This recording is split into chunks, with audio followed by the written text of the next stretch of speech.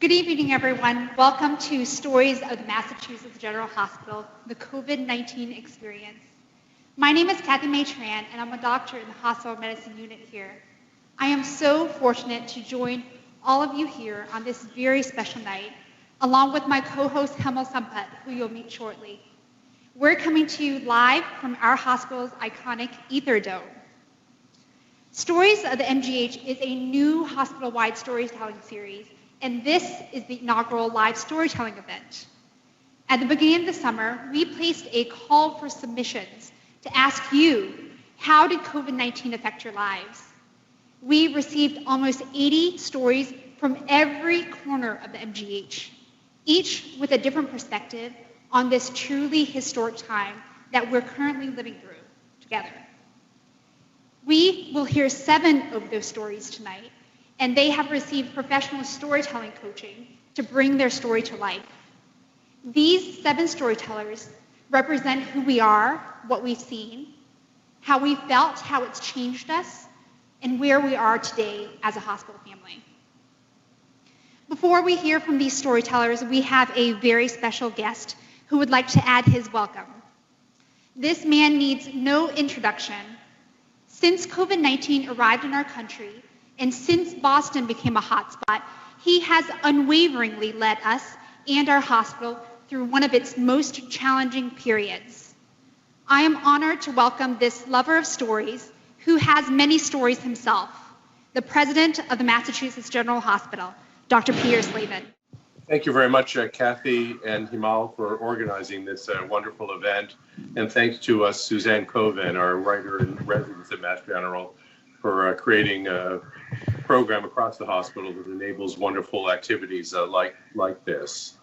I also want to congratulate in advance all the storytellers for what I'm sure will be some very moving and inspired stories as well. This has been a remarkable 6 months in the history of our institution, and I just wanted to provide you with one brief summary story of it. It's kind of an extreme version of a story that I hope you'll understand.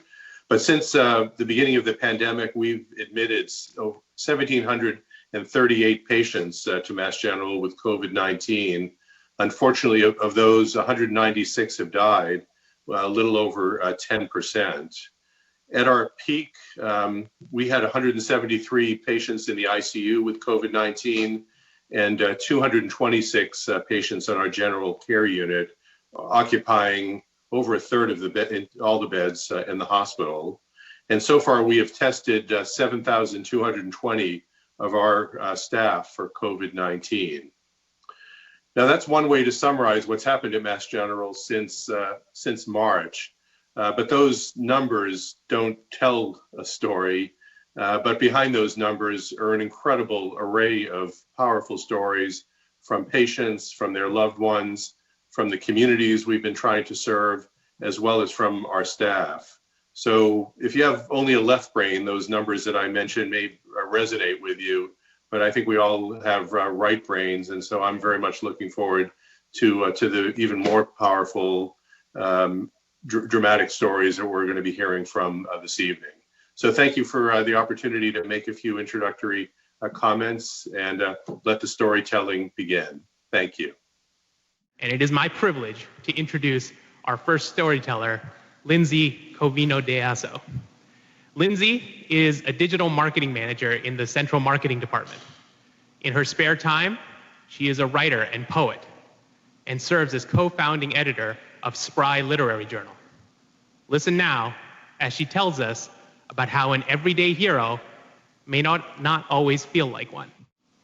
So I wasn't going to tell this story for basically 2 reasons. One, because outing your eating disorder to hundreds of people is terrifying, but also because this is a story that doesn't have an end. However, you never know, right, who's going to need to hear your story, so it doesn't benefit me to keep it quiet. So let me give you some context.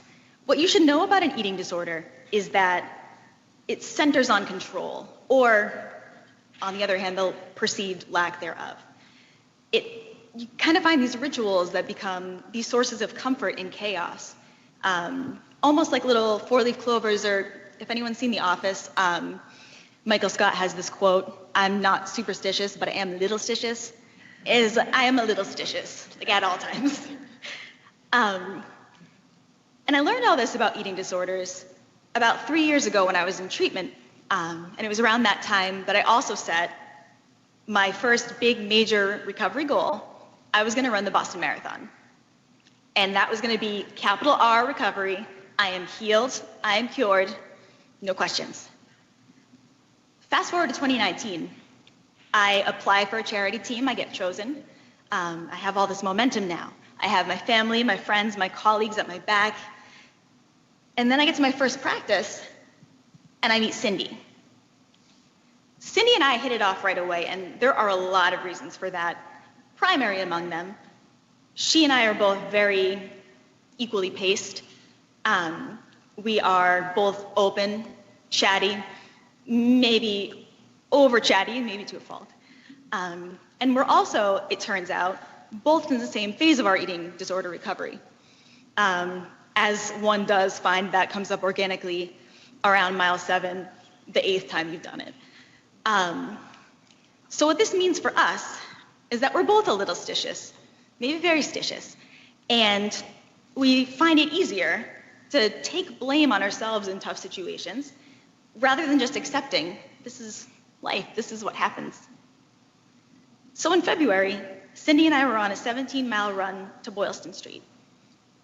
And we had been seeing some of the headlines and getting a sense for what was going on in the world with the pandemic. And Cindy asked me, did I think they would cancel the marathon? And I was like, no. Like it's made it through 2 world wars. It's made it through the Great Depression. Why wouldn't it make it through this? And like, sort of at that moment, being a little stitious, I kind of felt the gut punch of what I was saying. And then I kind of heard like the crack of thunder, kind of saw the lightning. And it wasn't 2 weeks later that the marathon was canceled. So running took a backseat, and I started focusing in on what I could do at work to contribute. I was working on the COVID-19 microsite, which was, a good deal of stand-up meetings, immersing yourself in data, really trying to get a hold for how to communicate to frighten people in a clear way, everything that we did know. And I was doing all this in a very small apartment that got smaller by the day. And as the walls came in, and as days became weeks, became a month, I woke up one morning and realized I was counting the calories in my cornflakes. So I called Cindy. And Cindy was in the same boat. I think, it becomes very easy in a situation like that to say, well, I'm not training for a marathon, and mask these feelings of a lack of control that you have over something so huge in this minor disappointment. But come July, we received word that the BAA was going to be doing a virtual marathon. You chart your own course, 26.2 miles out and back. And I asked Cindy if we should finish what we started. And she said, yeah, of course. So we started training it. We started getting excited, meeting up on the weekends, working so hard. And about 2 weeks ago, we actually did it. We ran the 26.2 miles, had everything set up, our family and friends there, physically distanced.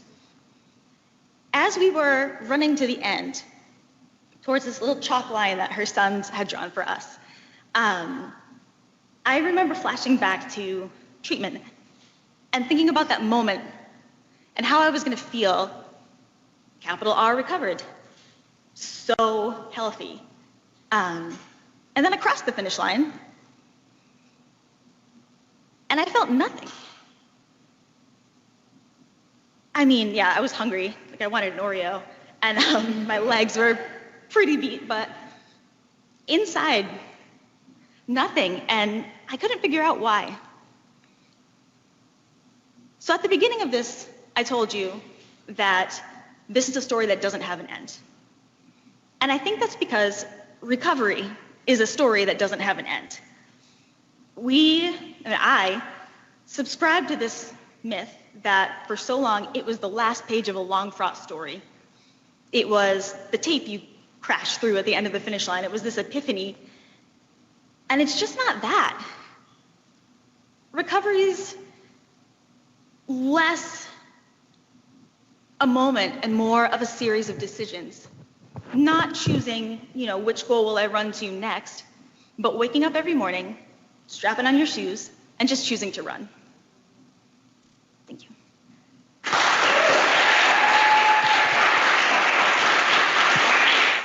Thank you, Linsey, so much for sharing your story with us. We are so proud of you for crossing that chalk finish line. So our next storyteller is Gaurdia Banister. Gaurdia is a registered nurse who is the executive director of the Institute for Patient Care and the director of the Ibn el-Mun Center for Nursing Research. Tonight, Gaurdia shows us how sometimes we can only make decisions with the knowledge we have at the time. She tells her story in honor of Gaurdia Banister Sr., who loved and supported her unconditionally. So I was sitting on my bed in Aurora, Colorado, and I was visiting my mother and my father. My mother, Barbara Shannon Banister, and my father, Gaurdia Banister Sr., and hearing my name, Gaurdia, clearly there is, certainly you can tell that my father adored me. So as I'm sitting on my bed, and it's a beautiful sunny day in Colorado, I get a page on my phone, and it's either from Mass General or Mass General Brigham. I can't remember which. But what it was a note essentially saying on Monday, again, this is Saturday, that on Monday we were no longer allowed to go to any large venues with a lot of people.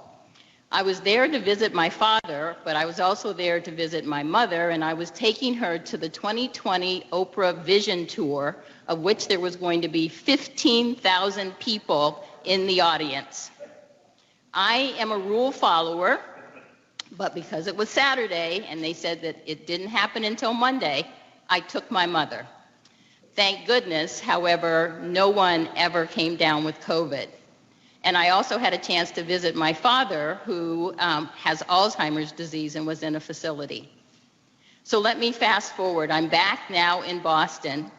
And of course, that's right after everything happened with Biogen, and everything is exploding here.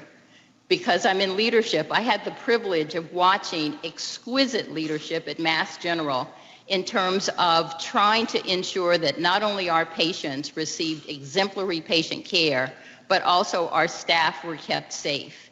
And as the science kept changing and the rules kept changing, and every day there was something different, I saw our leadership so focused and so committed to ensuring that we provided the best care. And in my department, Nursing and Patient Care Services, and also my staff in my center, what I noticed is when I came in and I said, this is an all hands on deck situation, they all said, what can I do? How can I help? What do you need? Everybody was all in all the time. However, at the same time, watching this incredible response to COVID, I then got a phone call from my father's facility when I was here. I want to give you some context because I'm here by myself. My mother is back in Colorado, who's 83. My husband is actually in Maryland. He can't get here because everything has closed down and no one's really flying. And my brother lives in Texas. The phone call was from my dad's facility, essentially saying that my father had a fever and that my father wasn't eating, and that we needed to make a decision, that they wanted to ask us if we wanted to take him to an emergency room.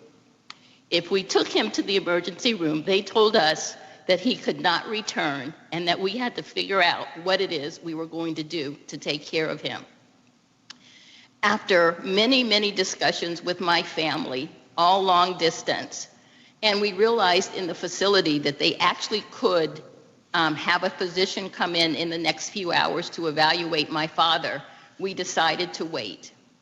They came in, evaluated my father. He had a chest x-ray, and he also had some blood tests done. We were told that his chest was clear, that his blood test indicated that he was dehydrated, and oh, by the way, they had gotten a COVID test on my father, and it was negative. We sighed a sigh of relief that my father was going to be okay.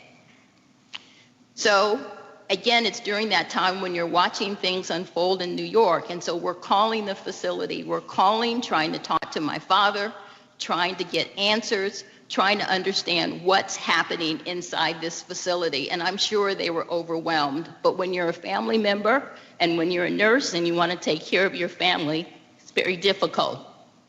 So then the next call came on another Sunday night at about 10 o'clock at night. And what they said was, again, my father's not eating, his fever is back, and they want to place my father in hospice. This was a man that was perfectly healthy just a few weeks before.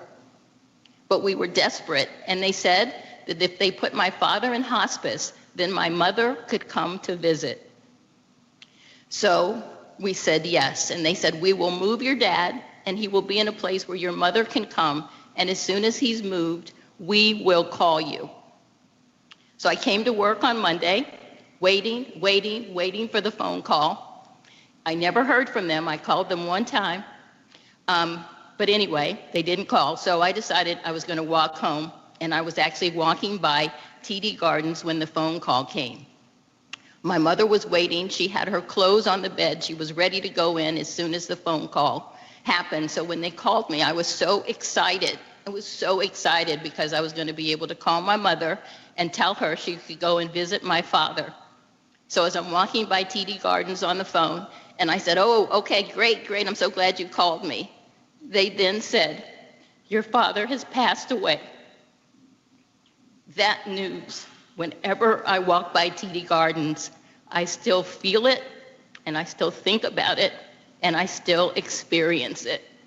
And it was probably one of the lowest moments watching what was happening in my family, but also watching the incredible care that was being provided at Mass General. But as I tell this story in celebration of my father, one of the things I was given a gift when I said I was there in Colorado, less than a few weeks later, a few weeks from that time, I actually spent almost 2 full days with my father in his facility, where he was so happy to see me, and he was so happy that as residents were walking around the facility, he'd say, hey, that's my daughter. That's my daughter. Hi, say something to her. And my dad always loved, and that particular day they were having root beer floats. And my father was so happy drinking his root beer float, and he kept saying to me, do you want some? Do you want some? Do you want some? I wish I had taken some. I didn't know that was the last time I would see my father. But that was such an incredible gift that I'll never forget. Thank you.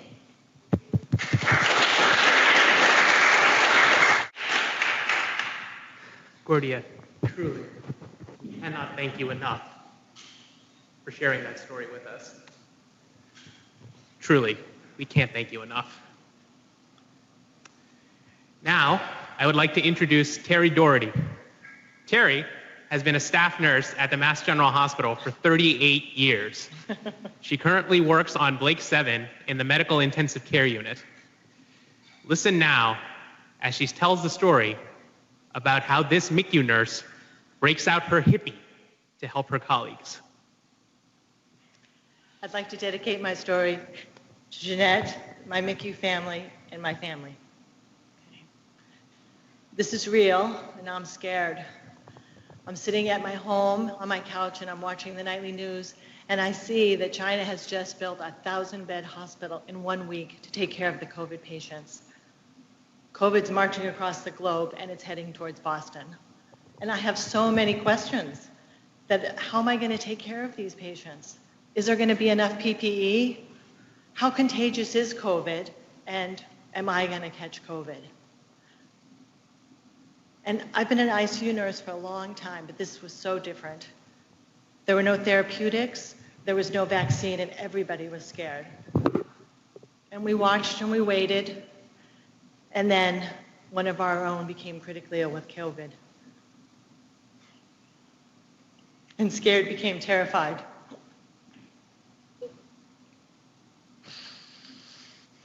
And I knew we had to do something, and I knew I had to do something. But what could that be? I wanted something to lift up the rest of my colleagues with me. And so I had a moment and I thought, I know what it can be. Tattoos. There's a small company in Oregon called Conscious Ink, and they make the most beautiful, inspirational temporary tattoos. And I thought, this would be perfect. This is just what we need to lift up our staff. And so I took my own advice, and I took my own advice, which was what I tell my children all the time. It's always a no unless you ask. And so I called up Amanda at Conscious Ink, and I asked her, and I said, could you possibly make us some tattoos for this period in our lives where we needed to be lifted up and we need to be bonded together so we can make it through the pandemic? And Amanda came through, and she made 2 of the most beautiful tattoos. One says, we're all in this together, and the other one says, we see you, we hear you, the world. And so, besides making these beautiful tattoos, Conscious Ink graciously donated over 1,000 tattoos to Mass General Hospital. They sent me a box. I'm opening the box. I'm overwhelmed with gratitude because I know now the job is mine. I got to get the tattoos out to people at Mass General. So every day, I bring a big baggie full of tattoos, and I put them right next to my clean PPE. And as you all know, that's a place of high honor during the pandemic.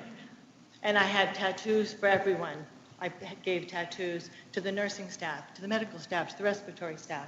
I gave tattoos to the CCTs and to the security guards, and I also gave them to the secretaries. There were tattoos I placed on the arms of recovered patients, and I also mailed out tattoos to staff that were on furlough, so the tattoos were traveling. Some staff members asked if I could give them a couple extra tattoos for their families at home because they were also nervous and afraid and making a lot of sacrifices. I ran into a friend in the parking lot, and he said to me, "Thank you, Terry, so much for those tattoos." And I said, and I smiled at that, I don't remember giving him tattoos. He had given them to his teenage daughters, and they were enjoying them at home. And that's when I realized that tattoos had taken a life of their own, and they were helping people more than I even imagined. At some points, I would be in the elevator, and I'd see people with tattoos that I never even knew, or how they got the tattoos. But I think the most interesting part was where people actually wanted me to place the tattoos. Who knew they would have so much meaning? Some people wanted them on their forearms, so as they took off their PPE, they could see the inspirational message. Other people wanted them on their biceps, so they could feel strong.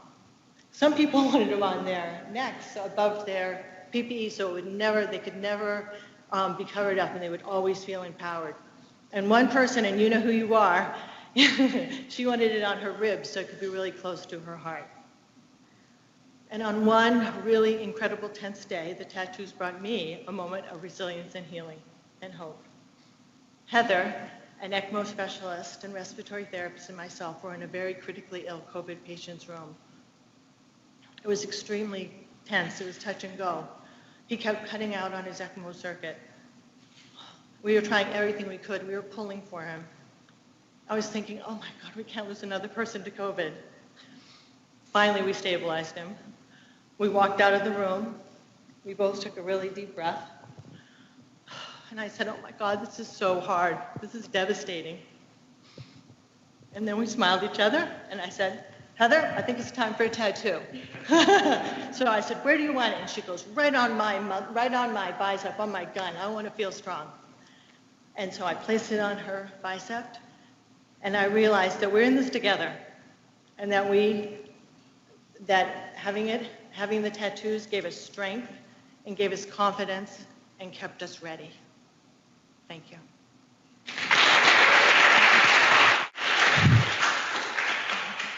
Terry, I think you're about to get a huge rush of demand for those tattoos. I want one. Thank you for sharing your experience with us through that story. It's now my immense pleasure to introduce to you Tricia McQuade. Trish is a security officer at the MGH, though she introduced herself to me as social security. When she is not at the MGH, Tricia owns and works in a barbershop that she named after her son Trey.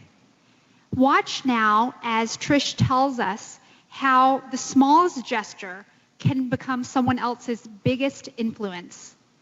It's not always the job you do, it's how well you do it. Trish McQuade.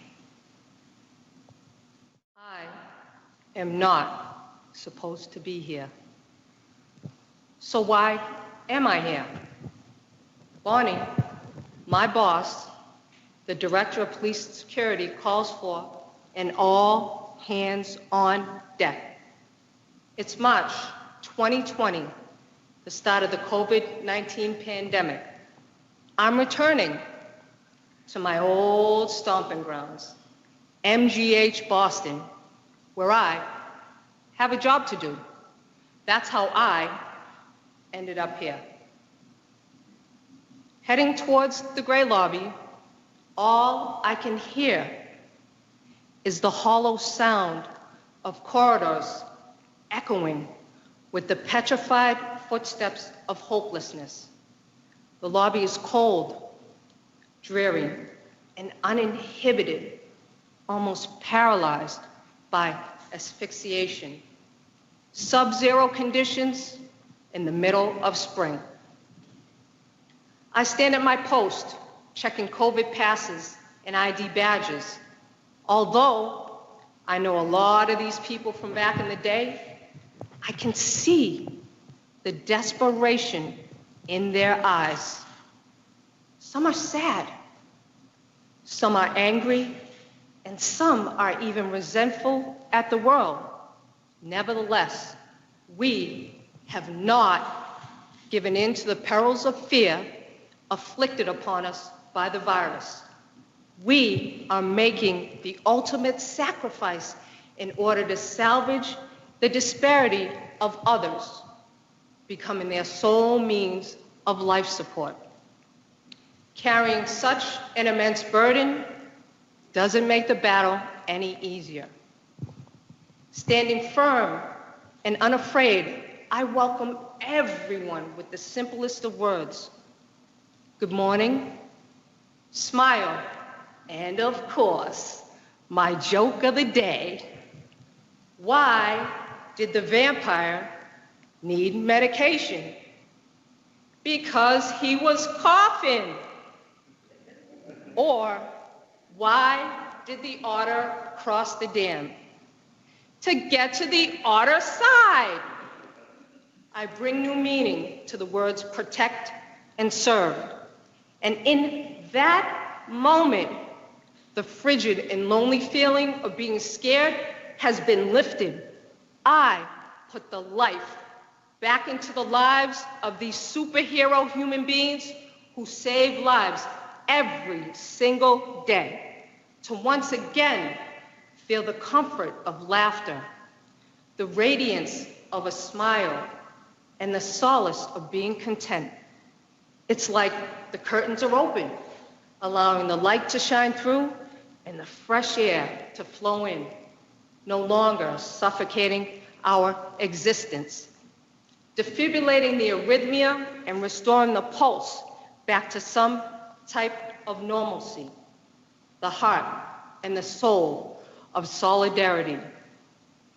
What a gift for me to be able to answer the cry for compassion through warmth and understanding, converting trauma into triumph, vilification into validation, and struggle into strength. It's that beat of regularity and commonality. It's smiling faces, it's coffee cups in hand, and that ready to conquer it all attitude. It's mustering up the courage, the willpower, and the determination to survive. So tonight, as I wear this MGH t-shirt that reads, "What matters to you?" I reflect on how this middle child from a poor Black family straight out of the projects in North Cambridge could positively impact an entire hospital, and how making a difference through helping others has always been my purpose. COVID-19, we kicked your butt together. We started this together. Let's keep it together.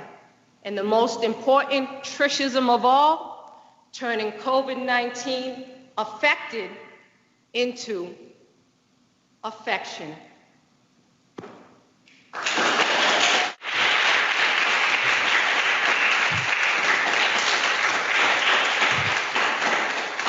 I mean, can I get an amen? Trish, you may have missed your calling as a preacher. Just incredible. I'd now like to introduce Brittany Bankhead-Kendall. At the peak of the pandemic in Boston, she was a surgical critical care fellow at the MGH. She has now graduated and is now an associate professor of surgery at Texas Tech. She still maintains strong connections with MGH surgery, doing global COVID-19 research. And she flew here this weekend to join us in the Ether Dome tonight.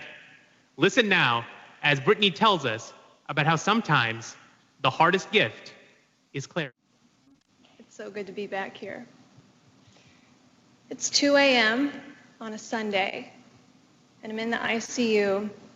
I'm on the edge of my call room bed, and I have absolutely reached my breaking point. I'm exhausted. I have tears streaming down my face, which is not the norm for an ICU fellow. I realize I have to call. I call my mom at 2 a.m. and she picks up. And through the tears and the sobs, I tell her, Mom, it's time. But to understand how we got here, we have to go back a week. It's Monday, a week ago, and COVID is here.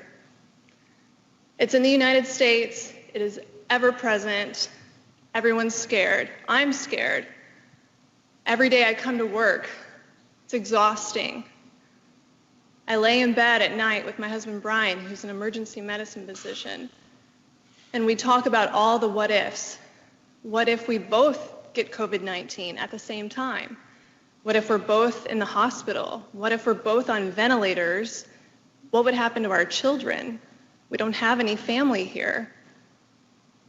Who would take care of them? We rewrite our wills because it's the only thing we know to do. We tape them close to the door, trying to think ahead, like the planner that I am, of if we're both sick and the kids need to be taken somewhere and we need the will and the advance directive somewhere, I'm going to put them by the door so that whoever enters the apartment won't get COVID-19 too. Thoughts over and over in my head, planning for the future.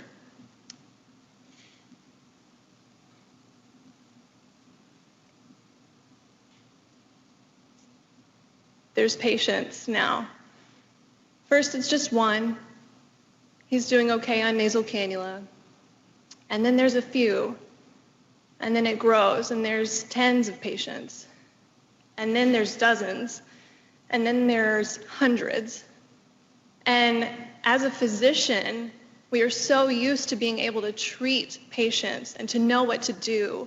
And the hardest part about this virus, this disease, is that we didn't know what to do. Never in my life, in all of my training, have I wanted to help so bad and not have the tools with which to do so, not have the knowledge of how best to do it. Friday comes, and school's canceled.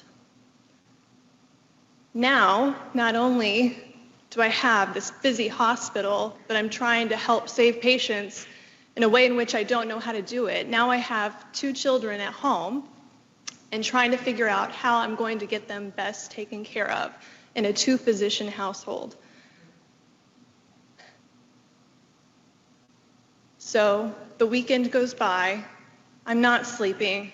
Every second I have, I am trying to look up new literature, what's new in Italy, what's new in China, how can I best help my patients? But wait, what about Knox and Tinsley, my kids, and how do I make sure they know their math lesson, and how do I make sure that we're doing the right things in reading? And Sunday comes, and I'm sitting on the edge of this call room bed, and I've reached my breaking point. And I call my mom and I tell her it's time. And I go home, post-call, still no sleep, and I throw up in a suitcase, and I throw a bunch of clothes in there.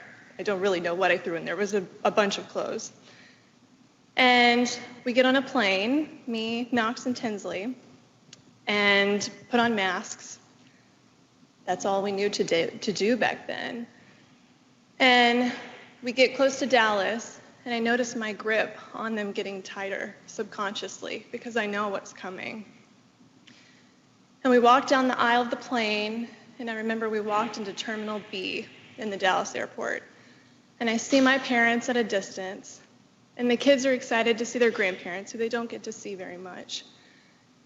And I want to hug my mom and my dad. I miss them, and I'm scared, but I know I can't, so I stay a safe distance from them. And I wipe off both kids with Clorox wipes before we get there, because it's all I could do. And a little too soon, I feel like they let go in their anticipation of being with grandparents, but a little too soon for me. And I remember standing there, and their backs were turned to me, and they walked away, and I didn't know if I would ever see them again. I get on a flight right away, a few hours later, to come back to Boston. Wheels up, out of Texas, land in Boston, wheels down. And I text my co-fellows and told them, I'm back. Let's get to work. It's time. Thank you.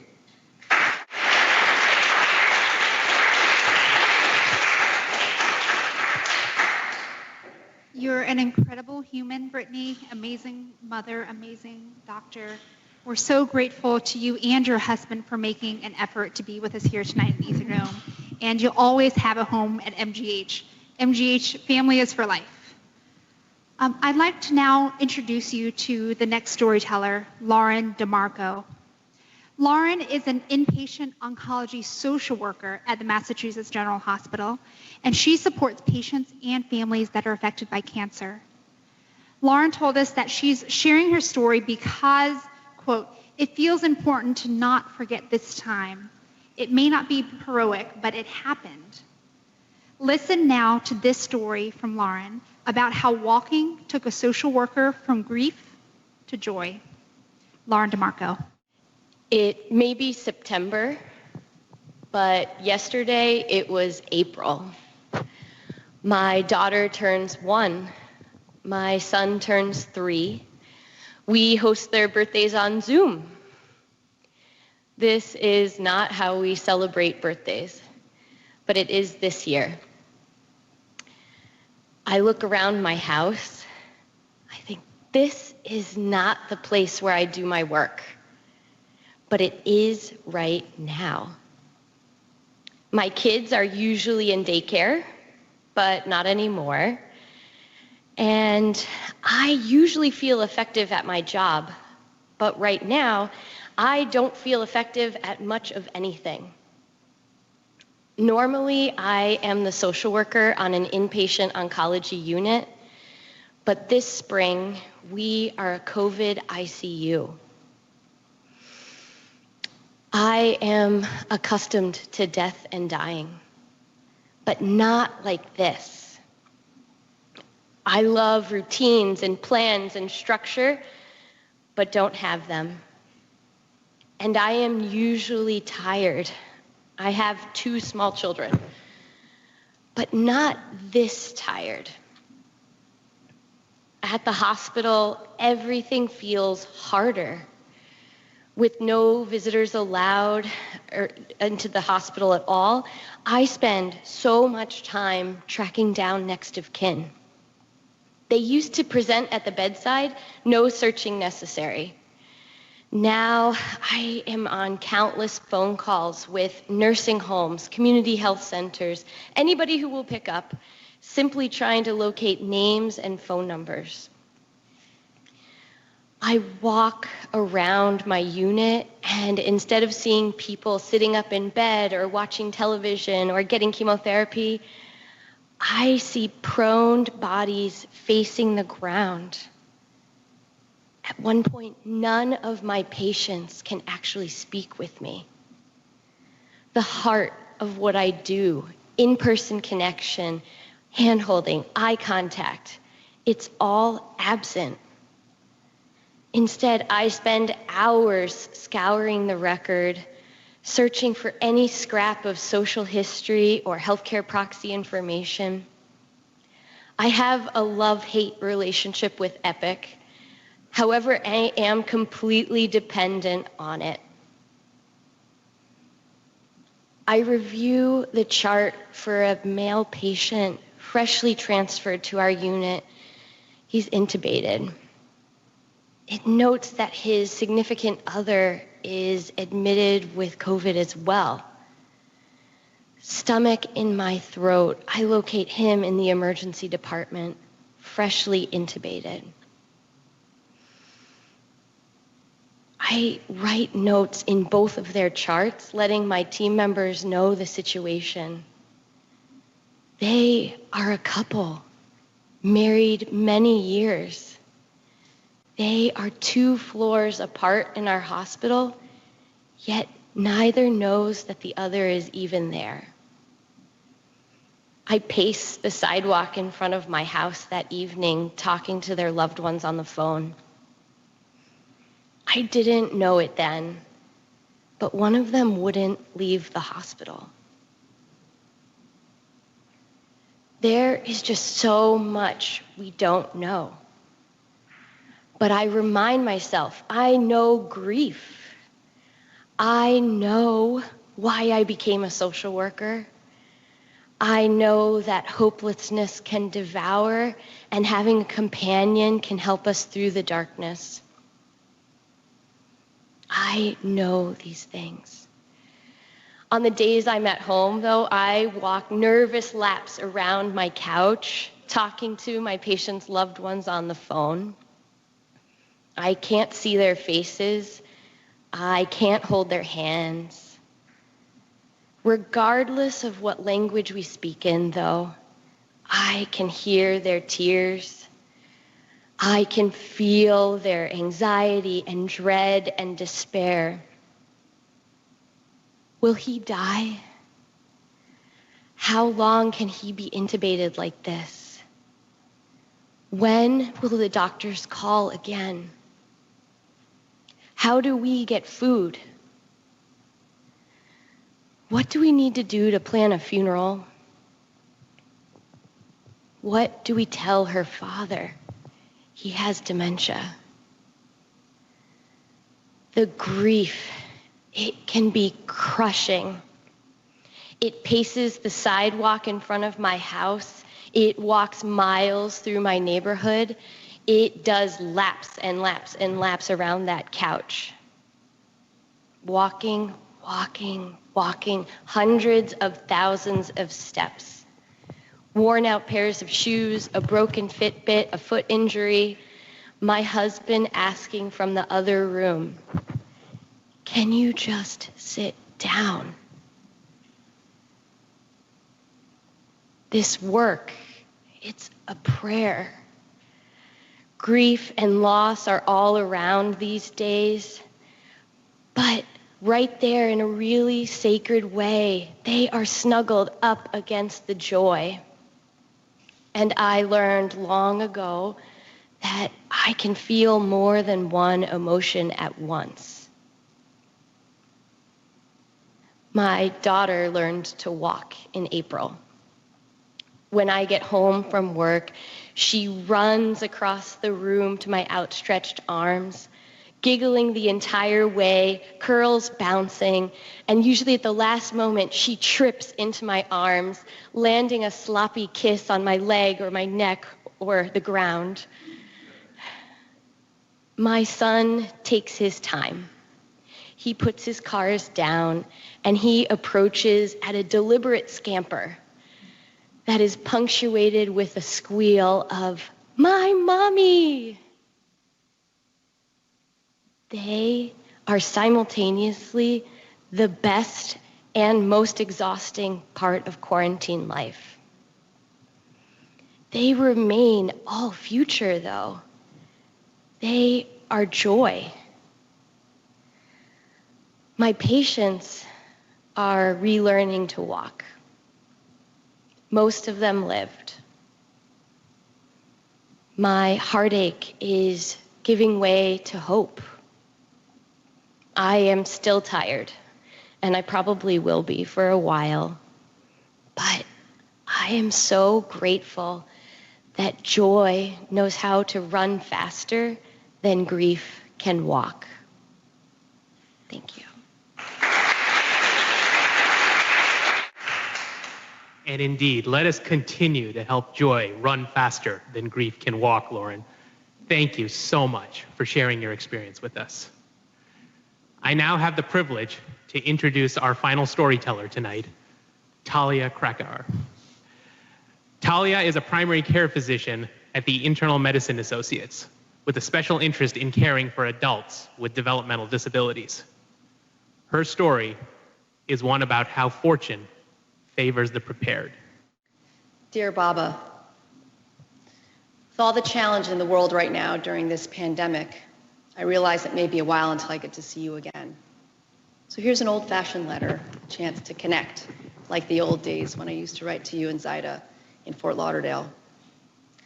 I asked my father if he can read this letter to his mom, my 103-year-old grandmother, in her apartment in New Jersey, where I'm picturing her little bowl of butterscotch candies and her refrigerator impeccably decorated from top to bottom with little plastic magnets.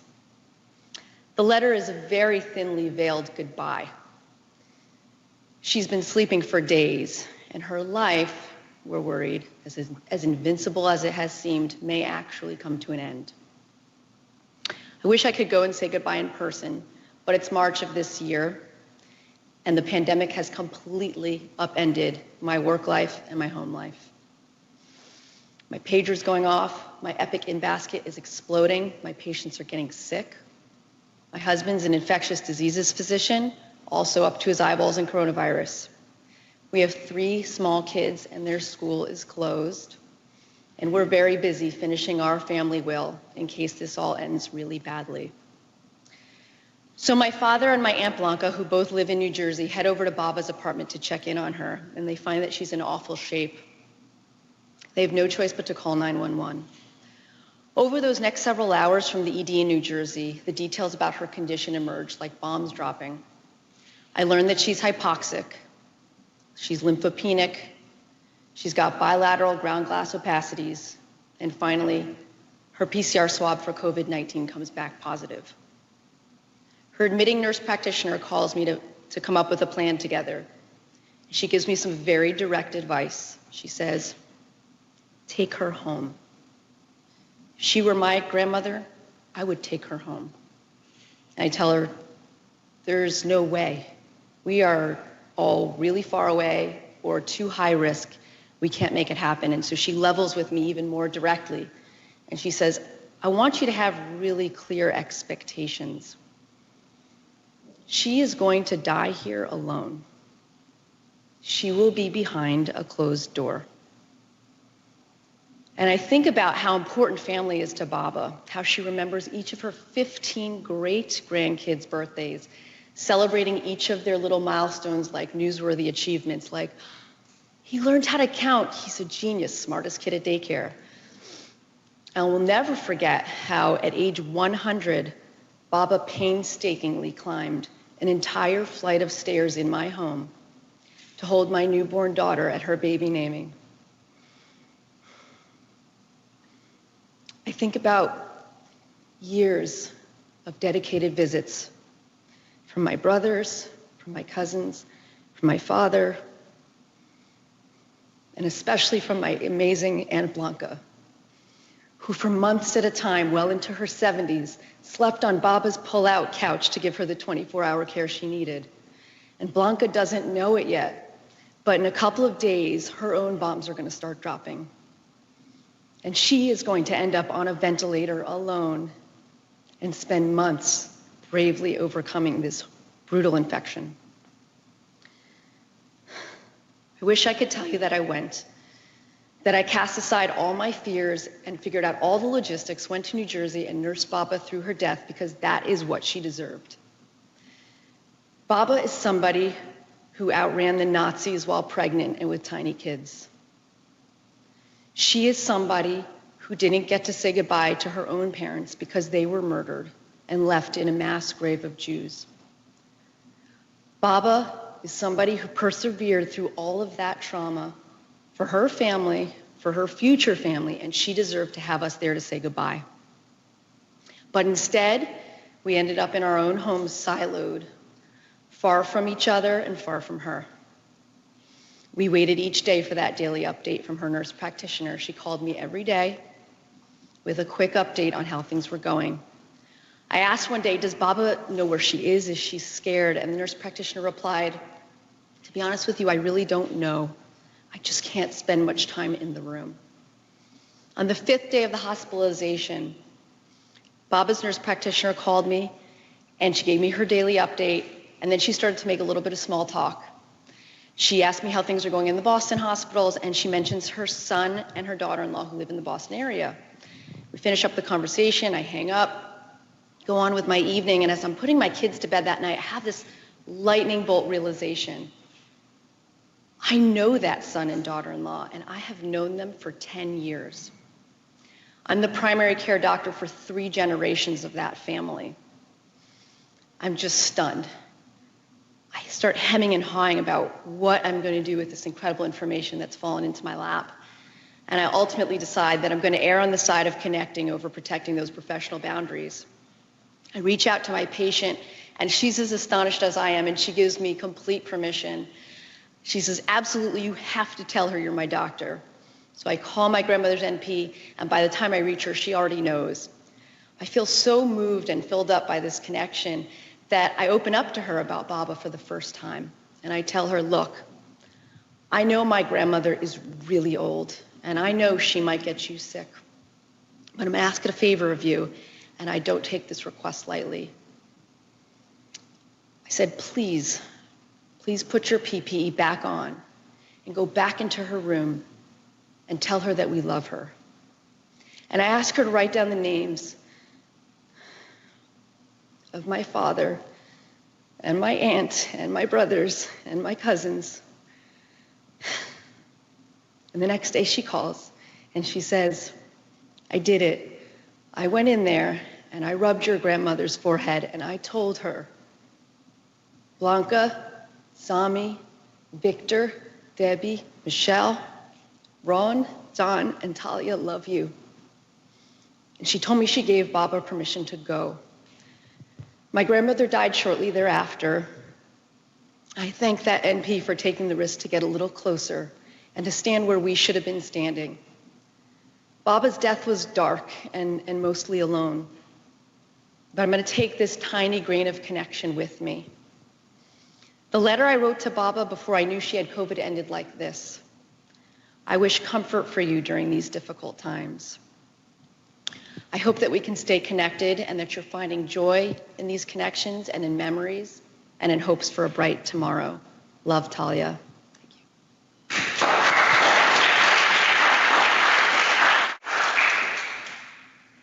Thalia Krakower, that was an unforgettable story and a beautiful tribute to an incredible woman. Thank you for coming here, everyone. Thank you to all of our storytellers, Thalia Krakower, Linsey Covino-Deaso, Gaurdia Banister, Terry Doherty, Tricia McQuade, Brittany Bankhead-Kendall, and Lauren DeMarco. Thanks also to the many storytellers all over MGH who submitted your stories for the COVID-19 experience. Some of these stories that you did not hear tonight will be featured in the photo storytelling collection of the Stories of the MGH. In the coming weeks, read these on our social media platforms. Look up Stories of the MGH on Instagram, Facebook, and Twitter. This evening could not have been possible without many important people. Throughout the pandemic, Stories of the MGH has become a passion project for our steering committee, which also includes Jeff Greenwald, Suzanne Koven, Kerri Palamara, David Lucier, Josh Baugh, Jarone Lee, Alexis Drutchas, Leimamo Wase, and Eddie Xiong. We and the Storytellers would also like to show gratitude to our fantastic storytelling coaches who made this night happen, Dawn Picard and Amy Wasserman, and also to the MGH Collaborative Media team. Finally, our thank yous would not be complete if we didn't acknowledge you tuning in out there, our MGH family. Please continue to support Stories of the MGH and our future live storytelling events. This is only the first one. Maybe you will even answer a future call for submissions. What's your story? Thank you, everyone. Good night.